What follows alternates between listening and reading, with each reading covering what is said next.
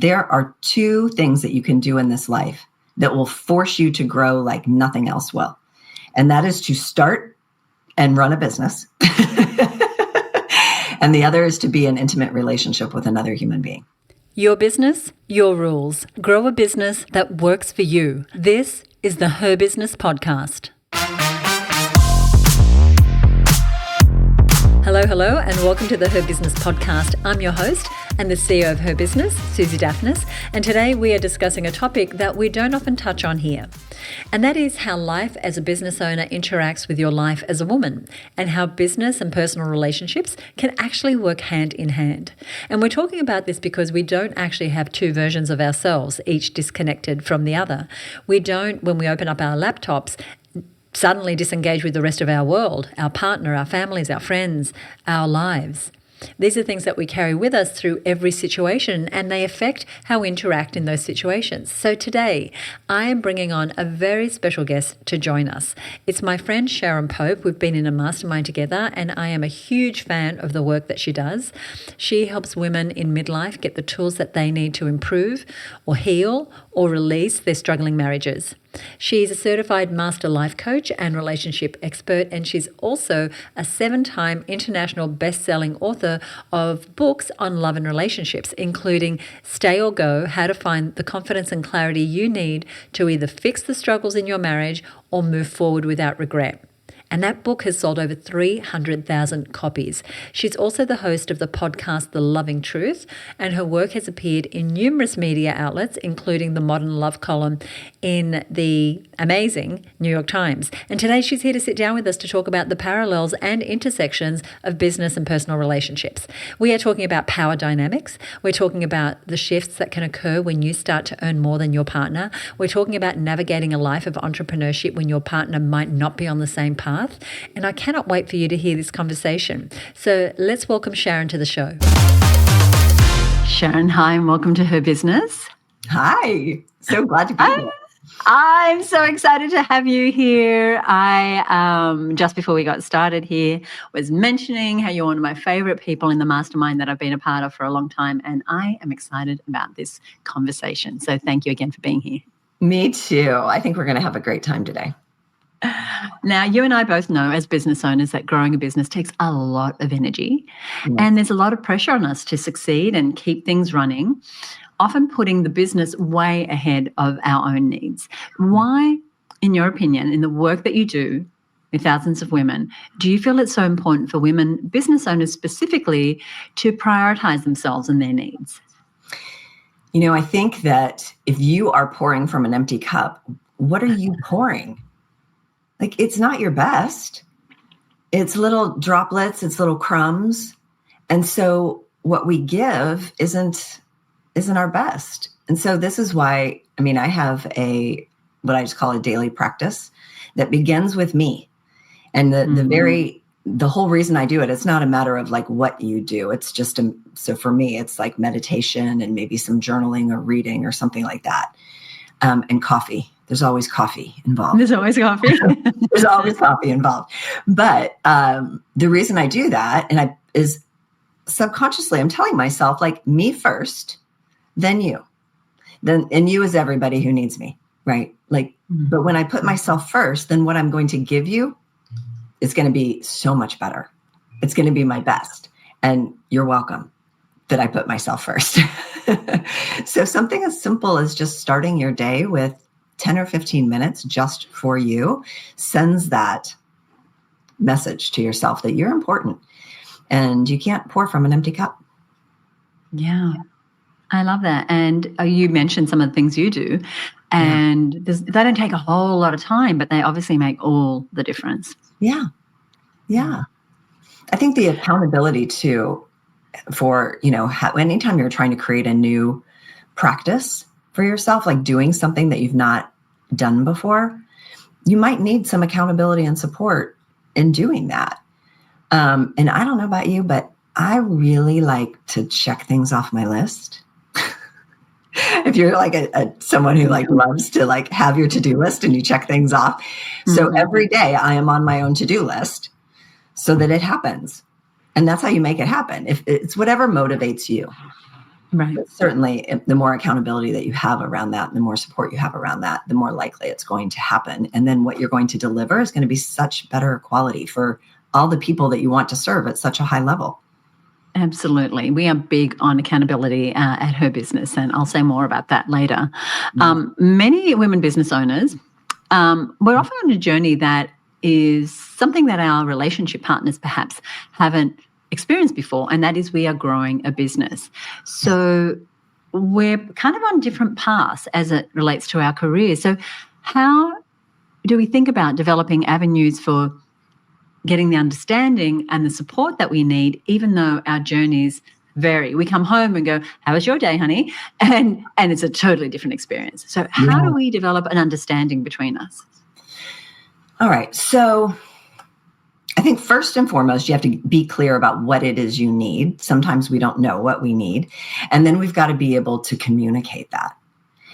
And I really think that for the most part, we don't need our partners to understand what we do day in and day out, or even why we do it. Although that's lovely when they do understand our why behind it. I think what we most need is their unwavering support in knowing that we can do it in terms of whatever it is, whatever the gifts are that we're trying to bring into the world, and to remind us of who we are when we forget. That's really what I feel like we need in terms of support from our partners. And, if your partner is an employee at somewhere and you're an entrepreneur, the most important thing is that you don't approach that conversation or that relationship as though one of you is right and the other is wrong. Like, I know entrepreneurs, we can get a little... We can. We love being entrepreneurs, don't we? For the most part. And we think like that's the best path. Except you have to be a little crazy to be an entrepreneur, right? There's a reason there's only 10% of us in the world. The other 90% work for someone else. So I think as long as you just come at it from the perspective of, look, these are just two different ways of sharing your gifts in the world. That's it. And, we need some crazy people that are willing to be entrepreneurs, and we need some people who want to work for someone else. And it's all good.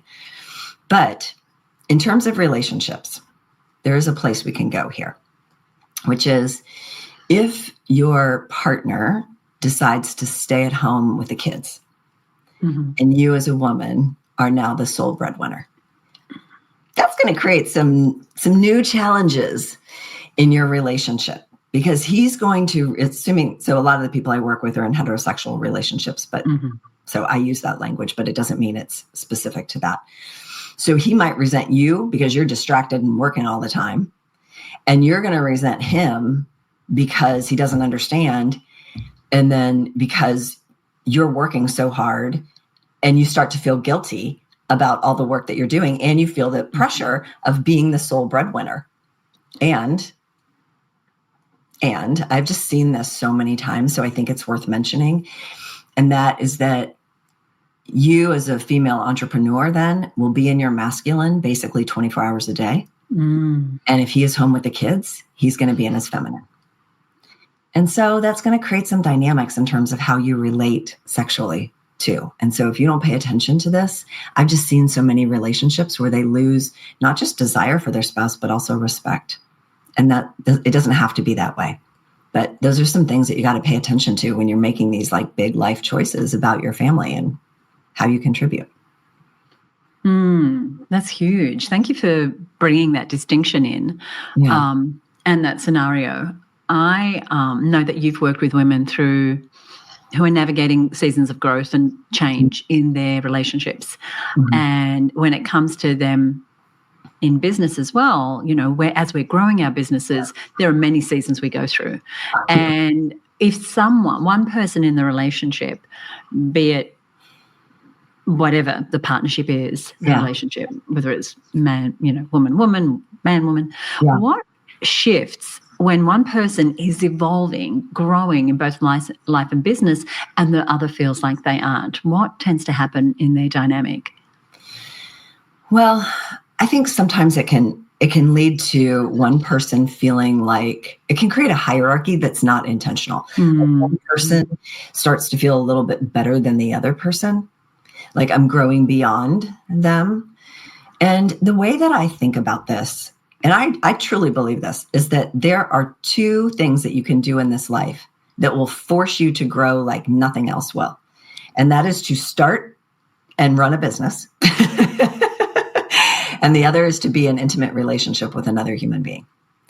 And I think when it comes to our businesses, we appreciate, well, maybe appreciate isn't the right word, the challenges, but we expect the challenges to be there, but we for sure don't appreciate the challenges in our intimate relationship. And there's a part of a lot of people, I think, that feel like, well, if it's the right relationship, then we shouldn't have all those challenges. And I don't believe that. I think that intimate relationships are going to force you to grow in order to remain in them in a long-term committed relationship.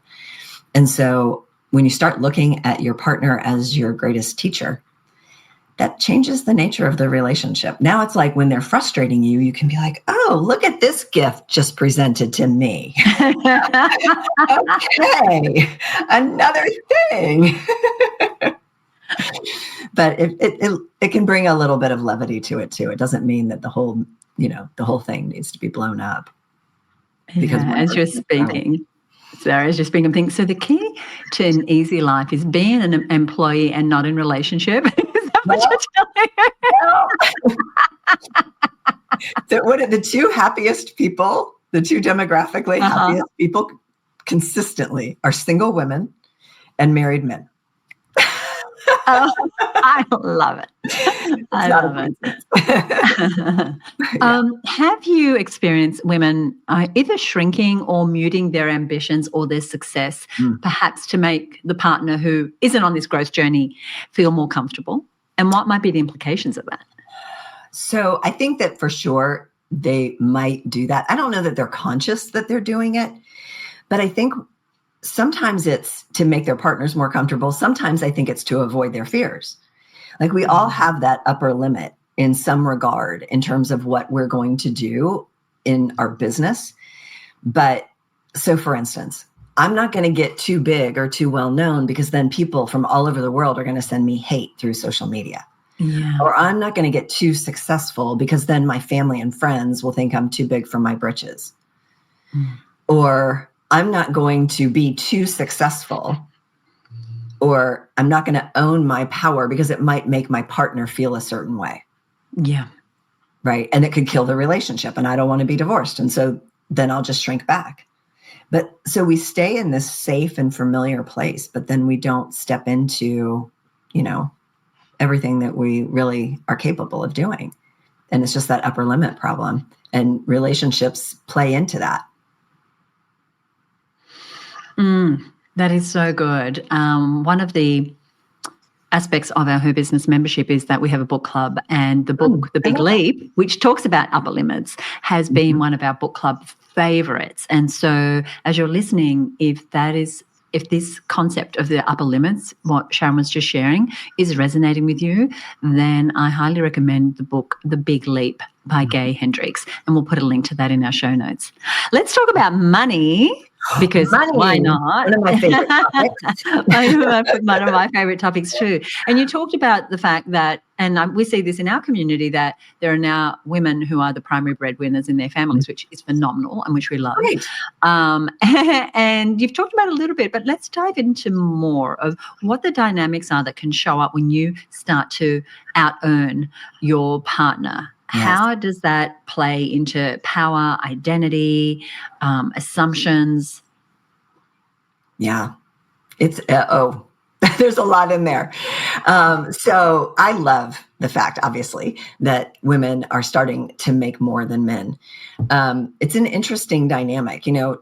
With Derek and I, my husband is Derek, I have always made more money than him. And when I looked at it, I was like, so for some odd reason, so when my husband and I met, he was a firefighter paramedic. And I was like, so the world places a higher premium on marketing. And at the time it was like digital marketing, social media marketing, and junk mail, direct mail. So they place a higher value on that than they do saving lives. Like, that doesn't make it right. It's just what it is, And so it's not a value of our worth as human beings. in terms of what we're making. So that's the first piece. But even though we live in a modern world, we still have Stone Age brains.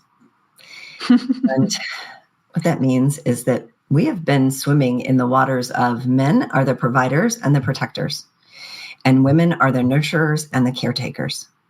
And so I don't think younger generations will struggle with this as much, but certainly someone of my age, I won't lump you in with me because you're probably younger than me, but certainly someone of my age, it's going to have some of that. Even though we might operate differently, we still have some of that programming born into us. And so what ends up happening is that then the woman as the sole breadwinner feels the pressure, and the man can feel inadequate and emasculated. And then when we feel from those places, we're going to take action. And so for a woman, they might get resentful, and they might even start to feel guilty that they're missing out on some of the nurturing stuff and kids stuff at home. And so they might start over functioning more and doing more at home, and then feeling resentful that their spouse gets to do that. And then for men, though, what I have seen, and granted, this is not all men and it's not all women, right? Like my husband he's probably the most secure individual I know. So he doesn't struggle with this, but I also know that not everyone feels that way.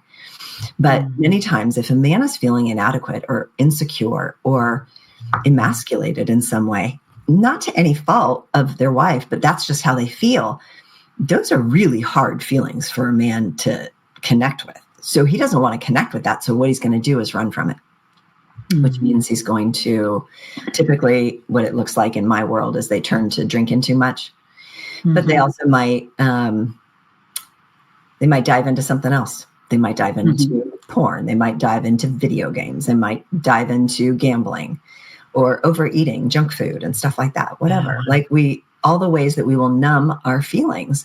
And then let's say it's drinking. Then we start talking about drinking as the problem in the marriage. And we start dealing with, well, that's the behavior that we have to solve. But no one's going back and talking about why is he drinking too much? Because he feels inadequate now as a husband and a man as a father. Like no one's having those conversations because those are the hard conversations to have. But those are the ones that need to be had in order to get past it. So, I love that women are making more money. And I love that women are making more money than men sometimes. That's been needing to happen. And it creates challenges in our marriage that we've got to be able to speak about very openly with our partners so that it doesn't trip us up. It's tough stuff, I know.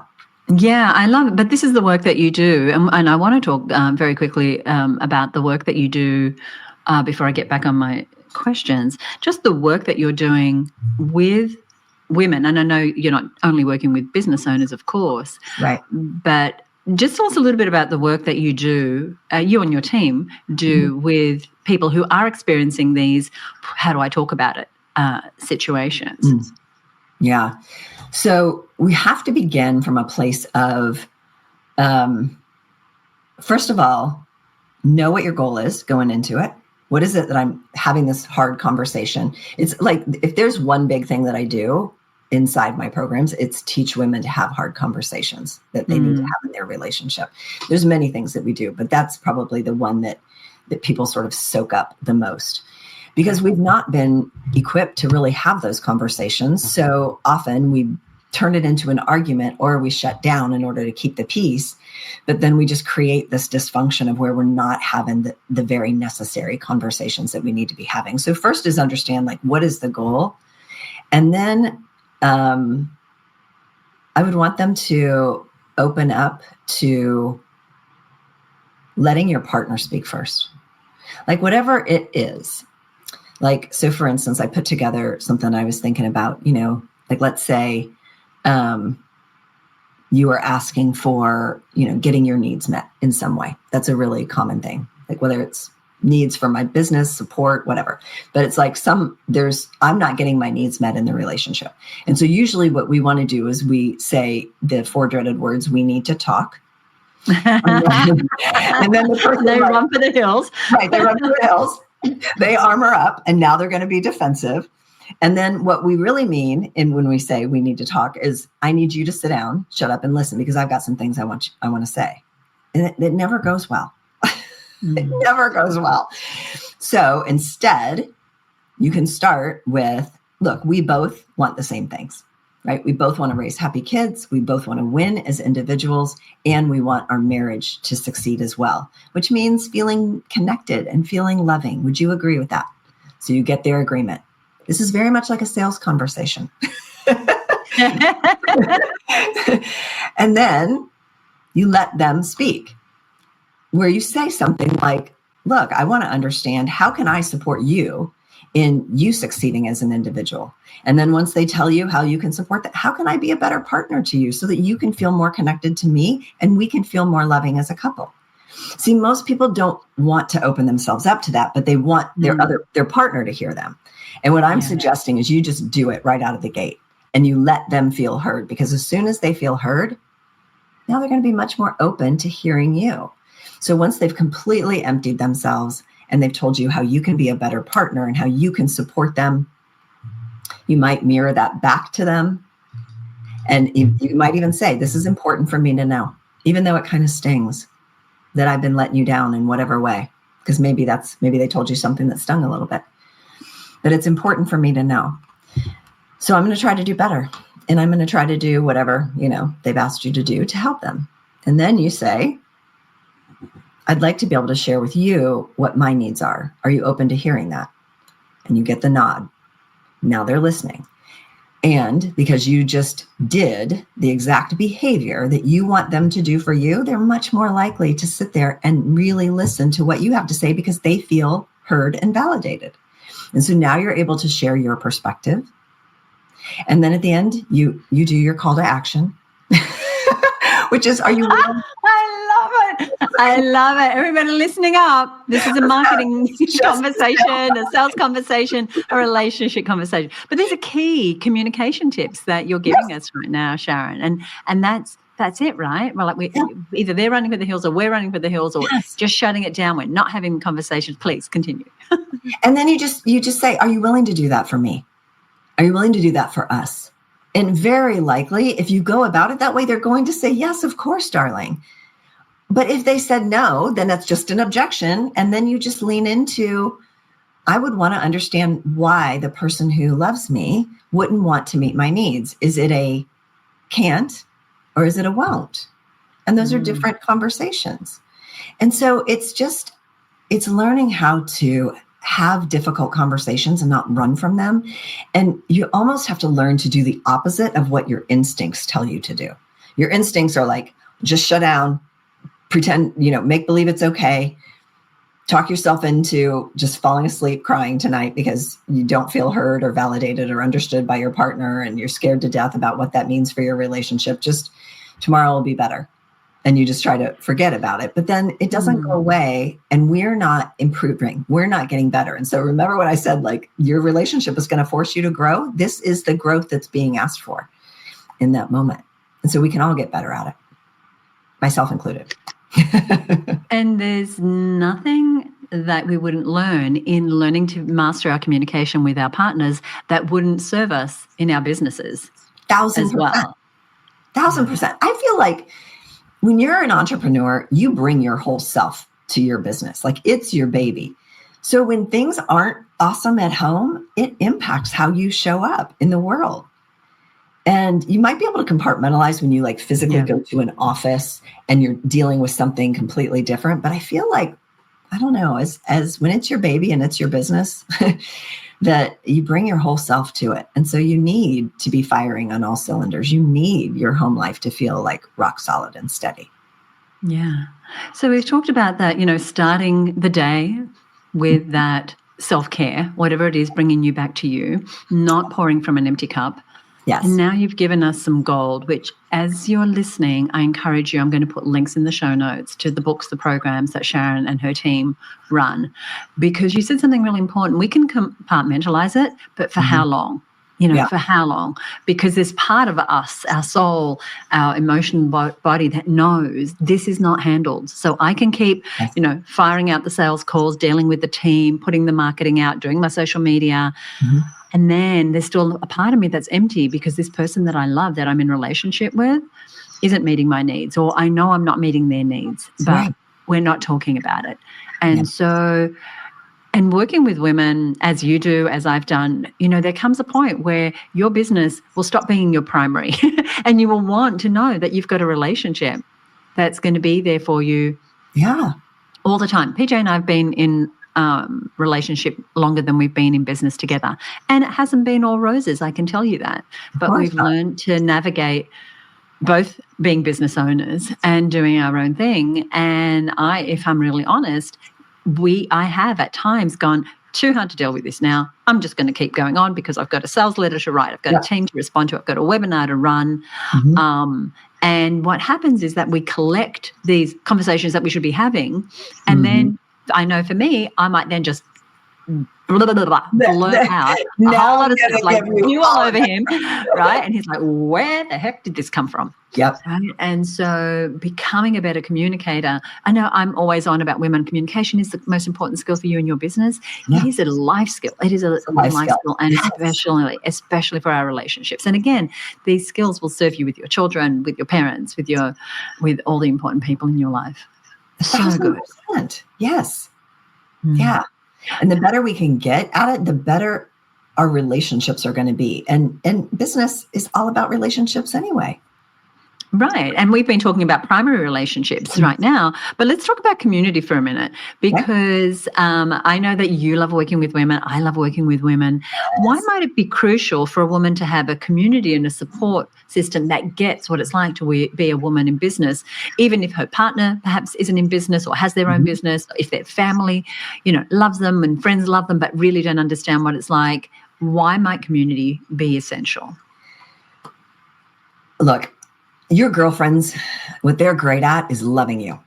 That's fantastic. But they can't help you in your business if they haven't built a business themselves, if they haven't done what it is you're trying to do, or they're not in it currently doing what you're trying to do. And so that has real value.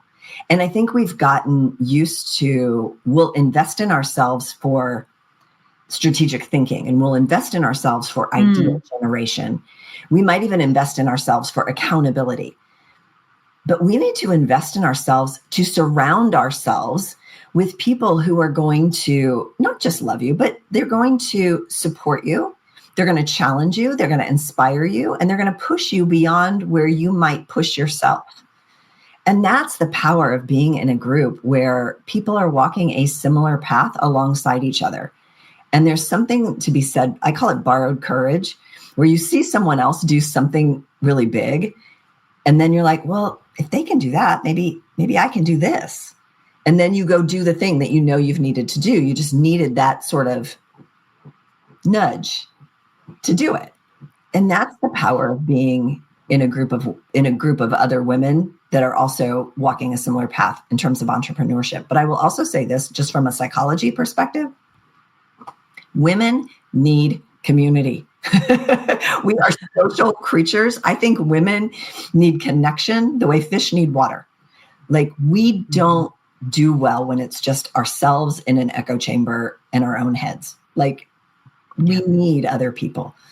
And it's always been that way. If you look back even centuries before, women have always been in community. When men are out hunting, women are back in the community taking care of things. It's always been that way. So we need that. I love that you said that, because I know that as entrepreneurs, and for many years, I was like, I'm going to muscle through it. I don't want to look weak. I don't want to have to lean on other people. And my life changed when I found my community of other entrepreneurs who totally got it, who were willing to share. I don't know. If I do it on my own, it's somehow you get more points. It's more noble. You get more points. I don't know where the scoreboard is or who's running, I have yet to be given a medal. Right. You go so much further, so much faster with community. And I pay for speed. That's all I've ever paid coaches for, is get me there quicker. And that's part of what community gives you. I love it. I am in a moment going to ask you the question I ask all my guests about what a day in the life looks like for Sharon when she's doing what she loves. But before that, I know that women who are listening may not have up until now thought, you know what, I do want to deal with my relationship. I do want to get some support. And I've got some links that I'm going to put in show notes, but with the work that you do, where do you like people to start, or what's the best first step? I would send them to my book. It's called Stay or Go. It's sold more than 300,000 copies. I've written 9 books, but it's the best one. So you can go to SharonPopeBook.com and you can get it there. But if you're like, no, I want to pay for speed, and you want to explore, like, can Sharon's program work for me? You can go to clarityformymarriage.com, and that'll get you started. Got it. clarityformymarriage.com. Terrific. Right. So the question that I was hinting at was that our mantra at HerBusiness is do what you love every day. And so what I'd love to know is, what does an ideal day in your business look like when you are doing what you love? So first, I would wake up rested, because so in the last 6 months, I just went through menopause. So now sleep is a high priority for me because it is scarce. So I would first wake up very rested, and then I would do my daily practice. And then I would serve my clients. I would immediately get into my community because it gets me in the headspace that I need to be in. And I would spend probably an hour doing that. And then I would get into creation mode. My ideal day is where I am creating something new. Ooh, I love now, it might be a teaching, it might be a live call, it might be a book, or it might be blog posts, or it might be, video or podcast planning or something like that. But it is creation in some way, shape, or form. And then the last piece would be connection with my boo. Some kind of intention. Boo. I love that. I love that. Sharon, I adore you. Thank you so much for being here. Is there anything you want to leave us with? You know what? I hadn't thought about this in advance. I just would say, you know what? If you are a woman out there building a business that you love, you are doing the biggest work you can possibly do. And I just want to say, I think you're a badass, and keep going. I love it. Thank you. Thank you. Thank you. Thank you so much for joining me. You're welcome. Thanks for having me. I loved that conversation with Sharon. And as we close out today, we're not done. I want to talk a little bit about identity. It's something that came up in the chat with Sharon. Our identities are so multifaceted, especially as business owners.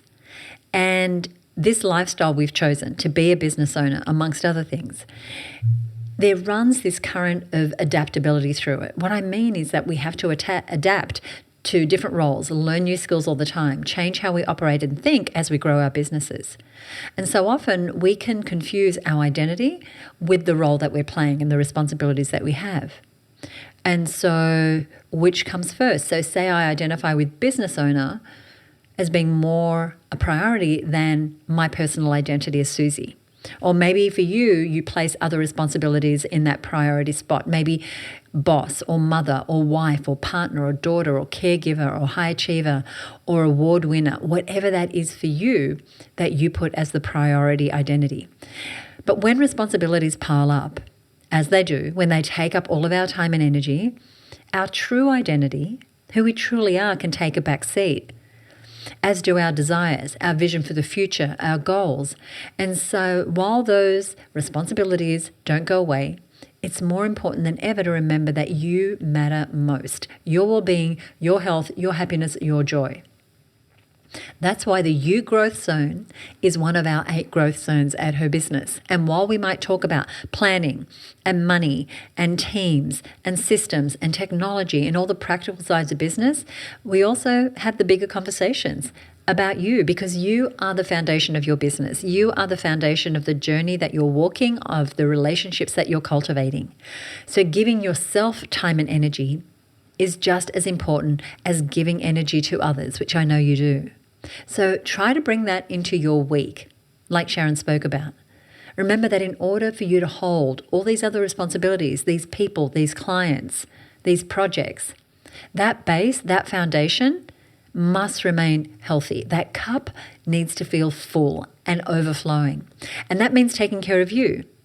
That's what we're focusing on inside the Her Business Network this month. And applications to join us, not just for this month, but moving forward, are now open. We are a community of like-minded women business owners who aren't just after profit and growth. We are dedicated to living lives that we love and growing our lives through growing our businesses.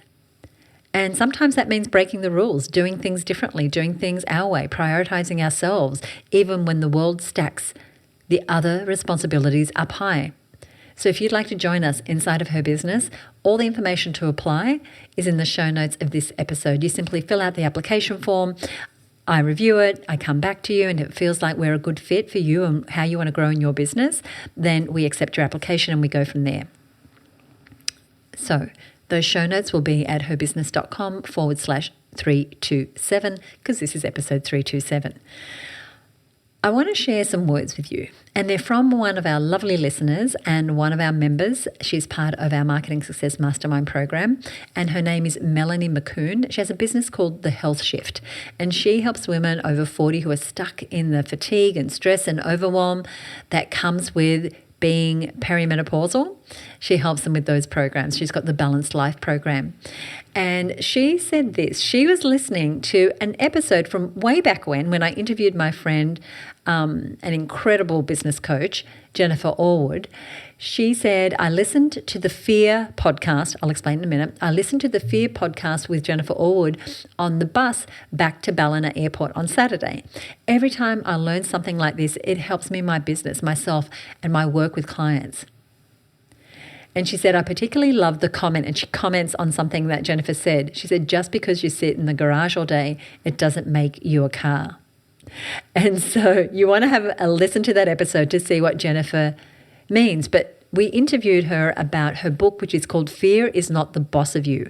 And in that interview, which was episode 136, we talked about what impact does fear have on your business. Now, fear can leave you feeling stuck and unable to take the next step in your business and your life. So what do? Do you wait until the fear is gone? Do you keep doing the things that keep you small because that's where you feel comfortable? And the truth is the fear may not go away, but you can definitely take control of it and still achieve your goals. I highly recommend that episode, and I'll put a link to it in our show notes.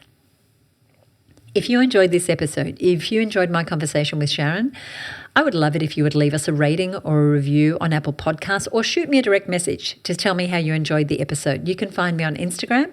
Our account is at HerBusiness.